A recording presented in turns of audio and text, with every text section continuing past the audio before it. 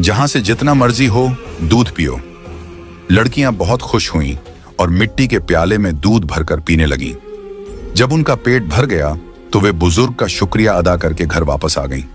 इसके बाद उनका रोज का यह मामूल हो गया कि वे तालाब के पास जाती और मिट्टी के प्याले में दूध भरकर पी लेती। उनकी सौतेली माँ उनकी सेहत देखकर हैरान थी।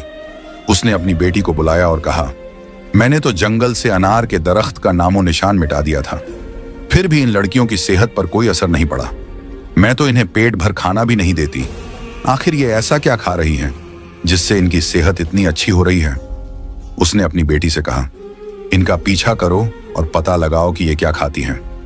लड़की फिर से अपनी बहनों का पीछा करते हुए जंगल में गई। जब तीनों मिट्टी के प्याले से दूध पी रही थीं, तो जैनब ने पीछे मुड़कर देखा। उसने अपनी सौतेली बहन को चुपचाप खड़ा देखकर बाकी बहनों से कहा, देखो ये लड़की फिर हमारा पीछा कर रही है।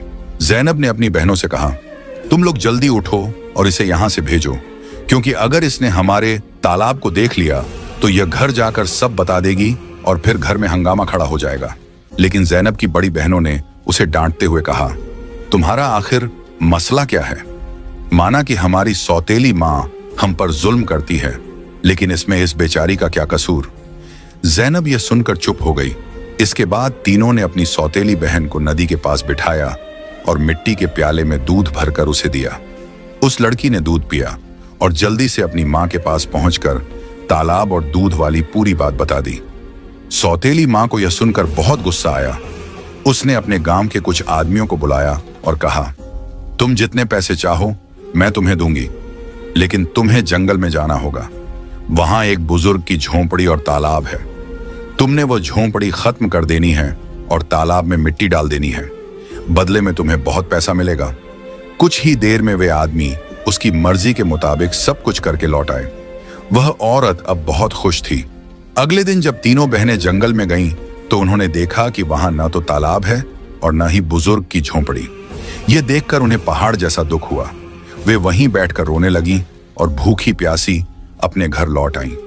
उनकी सौतेली माँ यह देखकर बहुत सुकून महसूस कर रही थी। एक दिन वह फिर बीमारी का बहाना बनाकर लेट गई। शाम को जब करमदीन घर आया तो उसने अपनी बीवी को प्यार से कहा, चाहे मेरा सब कुछ बिक जाए, लेकिन मैं तुम्हें कुछ नहीं होने दूंगा। तुम्हारा इलाज सबसे अच्छे डॉक्टर से करवाऊंगा। लेकिन उसकी बीवी कुछ और ही चालें चल रही थी। उसने कहा, आपको इतना कुछ करने की जरूरत नहीं है। मेरी जिंदगी बचाने के लिए बस एक छोटा सा काम करो। करमदीन बोला, जल्दी बताओ क्या करना है, मैं वही करूंगा। उसकी बीवी बोली, तुम अपनी तीनों बेटियों का खून निकालकर मेरे हाथों और पैरों की हथेलियों पर मल दो, तभी मैं ठीक हो सकती हूं। यह सुनकर करमदीन की आंखों में आंसू आ गए, क्योंकि वह अपनी बेटियों से बेहद मोहब्बत करता था। वह चुपचाप कमरे से बाहर निकला और अपनी बेटियों को ढूंढने लगा, लेकिन बेटियां घर में नहीं थीं। वह परेशान होकर उन्हें ढूंढते ढूंढते कब्रिस्तान पहुंचा। वहां उसने देखा कि उसकी तीनों बेटियां अपनी मां की कब्र के पास बैठकर रो रही हैं। यह देखकर करमदीन का दिल कांप गया। एक तरफ उसकी बीवी की ख्वाहिश थी और दूसरी तरफ उसकी बेटियों की जिंदगी। करमदीन को समझ नहीं आ रहा था कि वह क्या करे। उसने सोचा कि उसकी बीवी उसकी बेटियों से कभी खुश नहीं होगी और उसकी बेटियां अपनी सौतेली मां के साथ खुश नहीं हैं। इसलिए उसने फैसला किया कि बेटियों को कहीं दूर ले जाएगा। उसने अपनी बेटियों को गले लगाया और कहा, ऐ बेटियों, तुम क्यों परेशान होती हो? मैं तुम्हें कहीं और ले चलता हूं। वह अपनी बेटियों को एक घने जंगल में ले गया। वहां उसने मिट्टी का चूल्हा बनाया और बेटियों को खाना बनाकर खिलाया। जब बेटियों ने पेट भरकर खाना खा लिया तो वे एक दरख्त के नीचे सो गईं। करमदीन ने अपनी बेटियों को वहीं सोते हुए छोड़ दिया और वहां से भाग गया। उसके दिल में यही ख्याल था कि कम से कम मेरी बेटियां जिंदा तो रहेंगी और अपनी सौतेली मां के जुल्म से बची रहेंगी। रास्ते में उसने एक हिरण का शिकार किया और उसका खून लेकर अपनी बीवी को दे दिया। उसकी बीवी ने वह खून अपने हाथों और पैरों पर लगाया और खुश होकर कहा, अब मुझे आराम है। उसे यकीन हो गया कि करमदीन ने अपनी बेटियों को मार दिया। दूसरी तरफ जब तीनों बहनें जागीं तो उन्होंने देखा कि उनका बाप उन्हें छोड़कर जा चुका है। वे अपने बाप को पुकारने लगीं। जंगल में जंगली जानवरों की आवाजें सुनकर वे डर गईं और रोने लगीं। इत्तेफाक से उसी जंगल में 3 दोस्त शिकार के लिए आए थे। जब वे शिकार करके लौटने लगे तो उनमें से एक दोस्त, जिसका नाम नासिर था, कहने लगा, मुझे लगता है, नासिर ने कहा, यहां कोई मुसीबत में है। क्या तुम लोग किसी के रोने की आवाज नहीं सुन रहे? मुझे तो किसी के रोने की आवाज आ रही है। चलो जल्दी से देखते हैं, शायद किसी को हमारी मदद की जरूरत हो। फिर तीनों दोस्त आवाज की दिशा में चल पड़े। आगे जाकर उन्होंने देखा कि 3 खूबसूरत लड़कियां बैठी हुई रो रही हैं। नासिर आगे बढ़ा और उनसे पूछा, तुम यहां अकेली क्या कर रही हो और इतना क्यों रो रही हो? जैनब ने नासिर को अपनी पूरी कहानी सुना दी। लड़कों को उन पर बड़ा तरस आया। वे आपस में कहने लगे, क्यों ना हम इन लड़कियों से शादी कर लें? इन्हें एक छत मिल जाएगी और हमारी जिंदगी भी सुकून से गुजरने लगेगी। फिर उन तीनों लड़कों ने उन तीनों लड़कियों से शादी कर ली। जैनब की शादी नासिर के साथ हो गई। संयोग से उन तीनों दोस्तों के घर पास पास थे। तीनों बहनें खुशी खुशी अपने अपने घरों में रहने लगीं। 1 साल के बाद जैनब के घर में बेटे की पैदाइश हुई। ये देखकर नासिर के दोस्त और जैनब की बहनें बहुत खुश हुईं। धीरे धीरे जैनब का बेटा 2 साल का हो गया। एक दिन नासिर ने अपने दोस्तों से कहा, मेरा आज फिर जंगल में शिकार करने का मन हो रहा है, चलो शिकार पर चलते हैं। लेकिन उसके दोस्तों ने मना कर दिया और कहा, हमें तो किसी जरूरी काम से जाना है, हम तुम्हारे साथ जंगल नहीं जा सकते। नासिर ने जैनब से इजाजत ली और अकेला ही जंगल में शिकार के लिए चला गया। लेकिन इसके बाद कई दिन गुजर गए और नासिर घर वापस नहीं आया। जैनब बहुत परेशान हो गई। उसकी बहनें भी उसकी चिंता देखकर चिंतित हो गईं। जैनब के जीजा नासिर के दोस्त ने उसे तसल्ली देते हुए कहा, तुम फिक्र मत करो, हम नासिर को ढूंढकर जरूर वापस लाएंगे। लेकिन करनी खुदा की यह हुई कि नासिर के दोस्त भी उसे ढूंढने जंगल गए, लेकिन वे भी वापस नहीं लौटे। उन तीनों बहनों पर एक बार फिर से गम का पहाड़ टूट पड़ा। एक दिन जैनब अपने बेटे को सुला रही थी कि दरवाजे पर दस्तक हुई।